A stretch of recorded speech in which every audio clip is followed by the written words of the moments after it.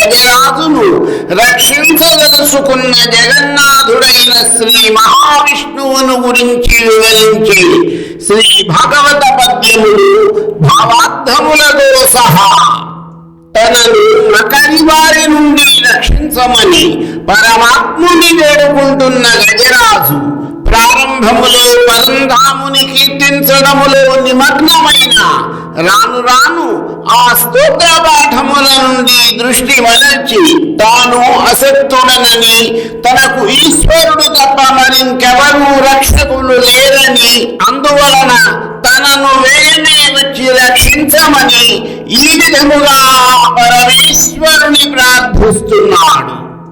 వినుదట జీవుల మాటలు చనుదట చనరాని చోట్ల శరణార్థులకు ఎనుదట పిలిచిన సర్వముగనుదట సందేహమయ్యే కరుణావాధి.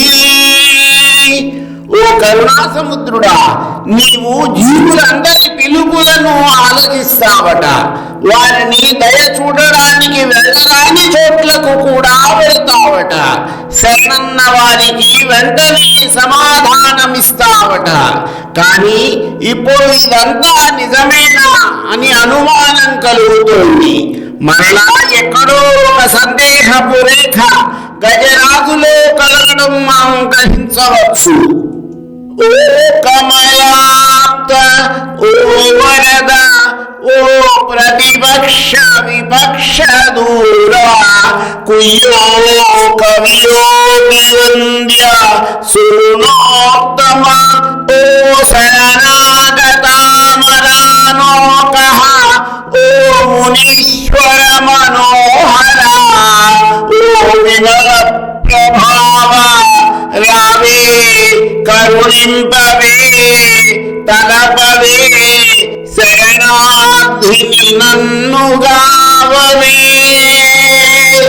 మళ్ళీ అంతలోనే సర్వస్వ శరణాగతి.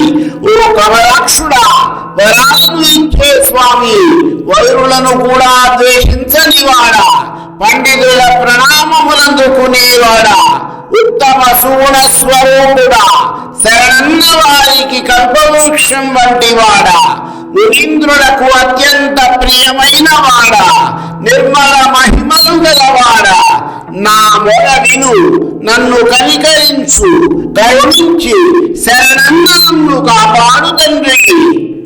అప్పుడు జరిగింది ఒక అద్భుతము. విశ్వమయతలేమి వినియూరకయుండిని అంబుజాసనాదులడ్డపరక, విశ్వమయుడు విభుడు విష్ణుండు జిష్ణుండు భక్తియుతుల గడ్డపరదలంచే. ఆ సమయంలో బ్రహ్మదేవుడు మొదలగు వారికి విశ్వమంతా వ్యాపించి ఉండే గుణం లేకపోవడం వలన గజరాజు చేసిన మొర వినబడినా కూడా వారు అడ్డుపడకుండా మిన్నకుండిపోయారు. విశ్వమంతా వ్యాపించి ఉన్నవాడు జగన్నాథుడు అయిన శ్రీ మహావిష్ణువు భక్తుడైన గజరాజును రక్షించాలని నిశ్చయించుకున్నాడు. మరికొన్ని పద్యములు వాటి భావార్థములు నా తదుపరి వీడియోలో